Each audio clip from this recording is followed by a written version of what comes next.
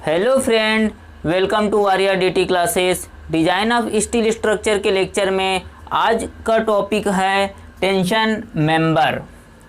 तो सबसे पहले हम डेफिनेशन देखेंगे टेंशन मेंबर का। A structure member subjected to axial tension is called tension member. तो जब किसी स्ट्रक्चर में जब एंड पे दो टेंशन लोड लगता है, ठीक है, जैसे कोई प्लेट है उस पे एंड पे जो दो टेंशन लोड लग रहा है या एक्सियल टेंशन बोल सकते हैं, उस मेंबर को क्या कहते हैं? कोई स्ट्रक्चर मेंबर है जिसके एंड पे एक्सियल टेंशन लोड लग रहा है, उस मेंबर को हम टेंशन मेंबर कहते हैं। टेंशन मेंबर के बारे में एक और देखते हैं। The member and connection are so arranged that eccentricity in the connection and bending stress are not developed.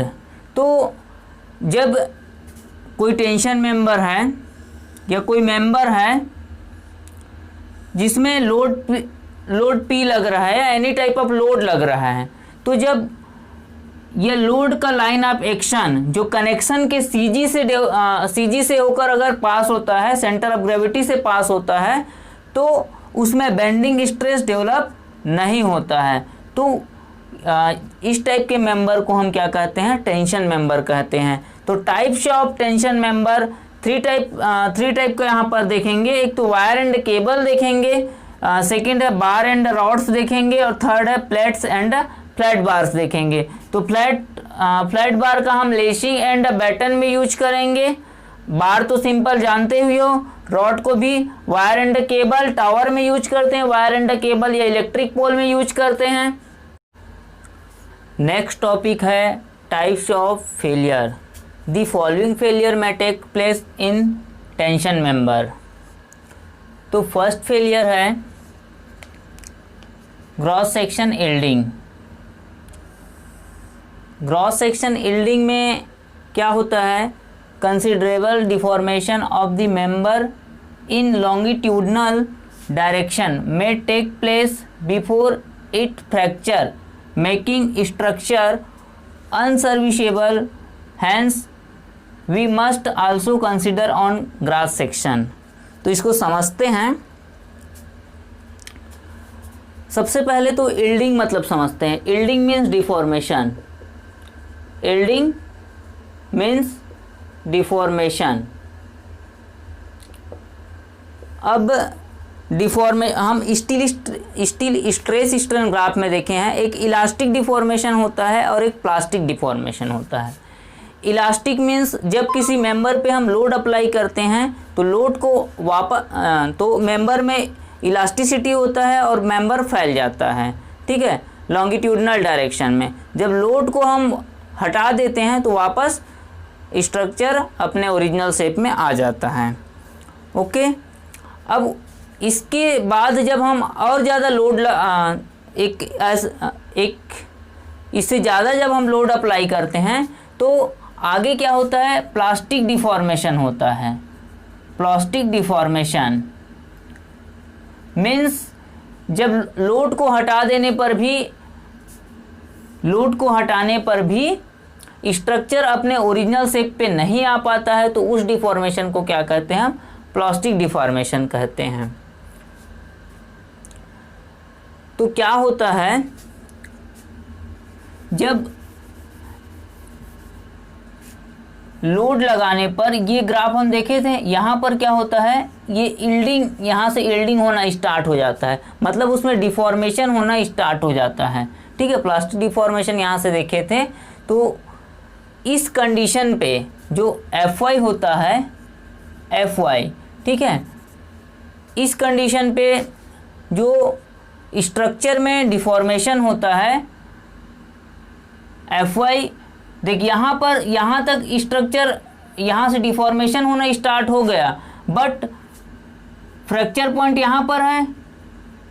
Deformation तो हो गए स्ट्रक्चर में, बट स्ट्रक्चर क्या है? अभी भी फेल नहीं हुआ है, ठीक है।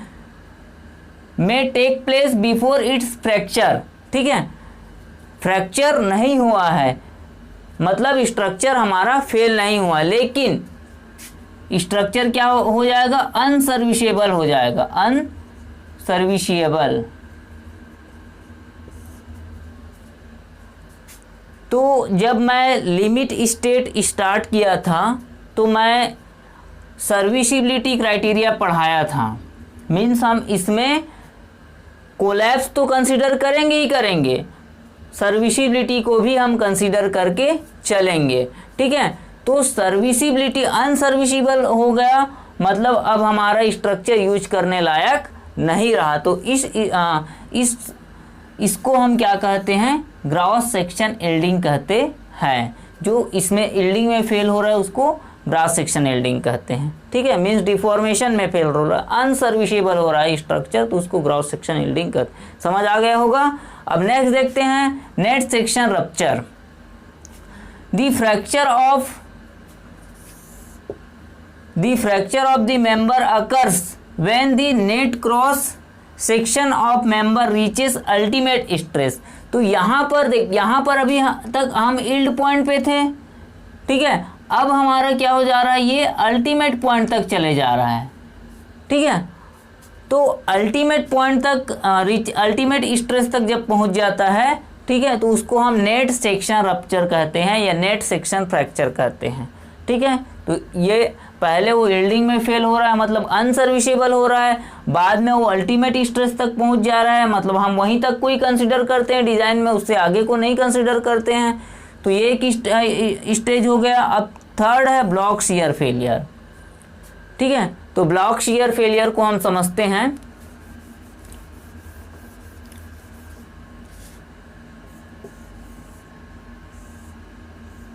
सपोज ये टेंशन मेंबर है, कनेक्शन, तो जब लोड लग रहा है, जब बोल्ट का स्ट्रेंथ जो प्लेट जो यूज हुआ है उसकी स्ट्रेंथ से ज़्यादा होता है, ठीक है, मोर होता है, तो उस कंडीशन पे क्या होता है, बोल्ट तो फेल नहीं होगा, फेल तो प्लेट ही होगा।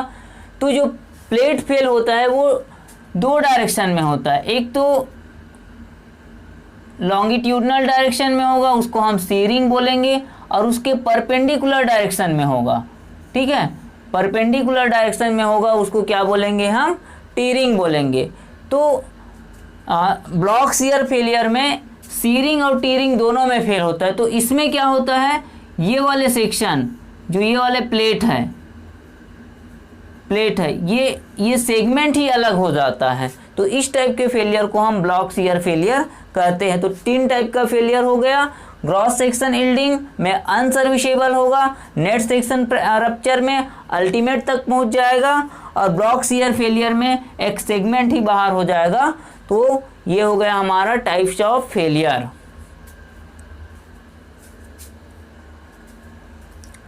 नेक्स्ट है design strength of tension member.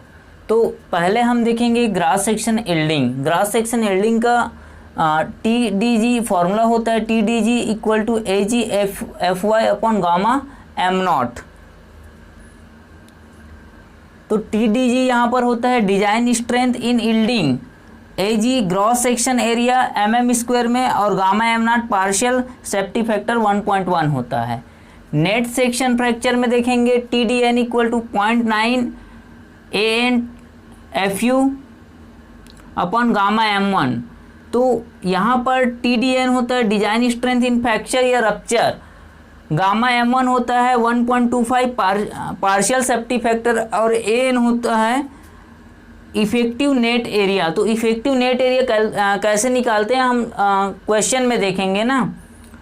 Block shear failure, तो for shear yield and tension rupture के लिए फॉर्मूला होता है TDV1 equal to AVG FY upon gamma M0 plus 0.9 ATN FU upon gamma M1।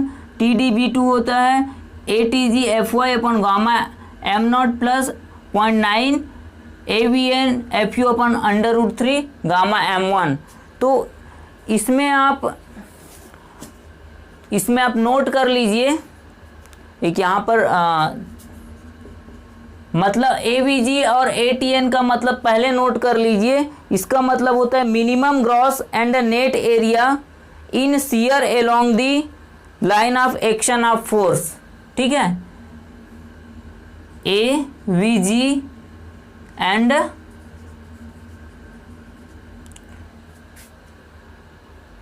अब next आगे note कीजिए जो A T G and A T N का मतलब। ठीक है, A T G and A T N का मतलब यहां पर इसको सुधार लेना।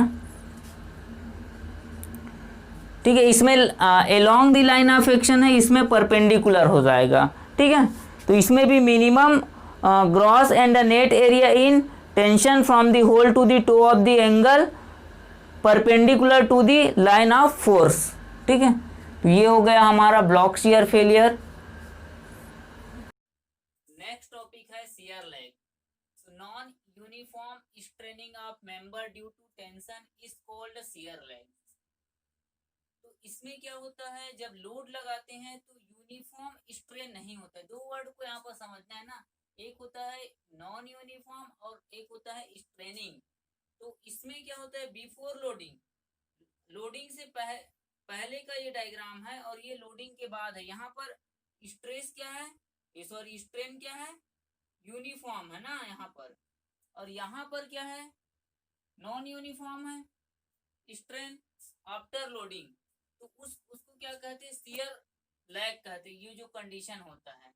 तो shear lag reduces the efficiency, shear lag के कारण टेंशन मेंबर का एफिशिएंसी रिड्यूस होता है, that are not connected to the gusset plate. ठीक है, shear lag reduce the efficiency of tension member that are not connected to the gusset plate. ये यहाँ पर इंपॉर्टेंट है ना, जो गजेट प्लेट से क्या होता है, कनेक्टेड नहीं होता है, उस टेंशन मेंबर के एफिशिएंसी शियर लैग रिड्यूस करता है।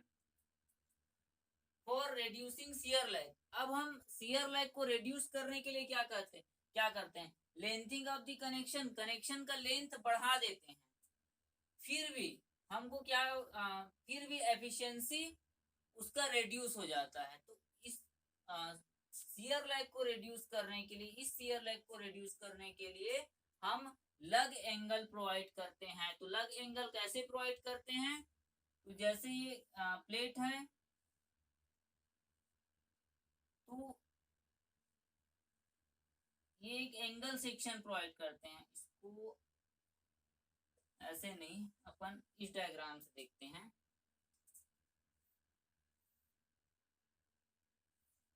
ठीक है, इसमें क्या होता है,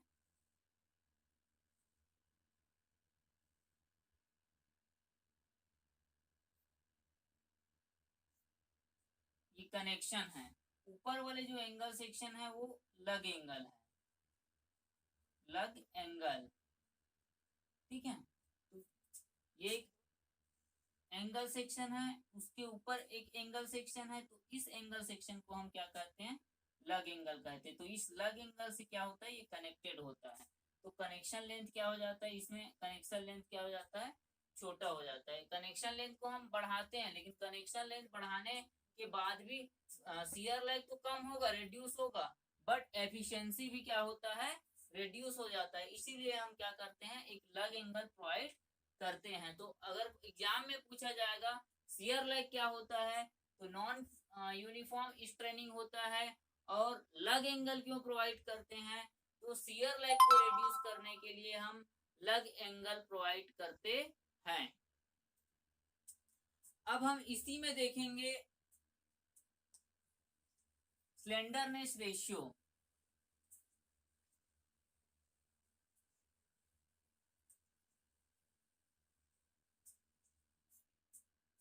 एग्जाम में पूछा जाता है स्लेंडरनेस रेशियो,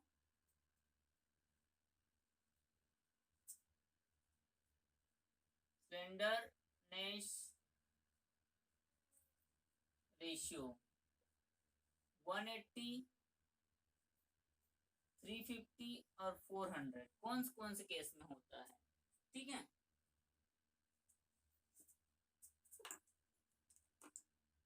तो 180 का केस होगा अ tension member in which attention member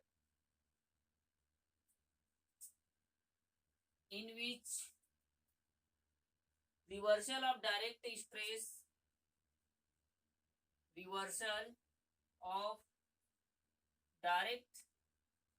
stress due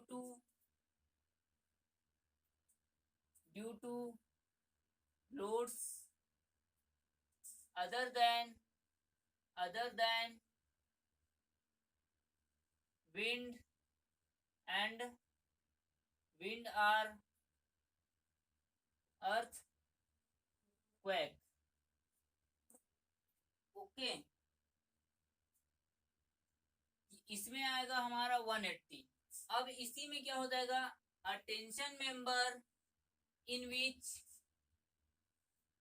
reversal of direct stress, ठीक है, यहां पर चेंज हो जाएगा अदर देन विंड और सिज्मिक की जगह हम चेंज कर देंगे resulting from action of wind and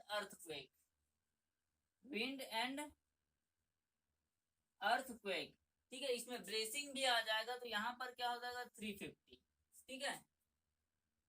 और लास्ट है member always under tension, member always under tension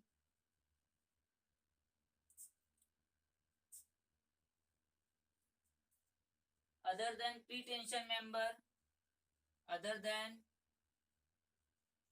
pre-tension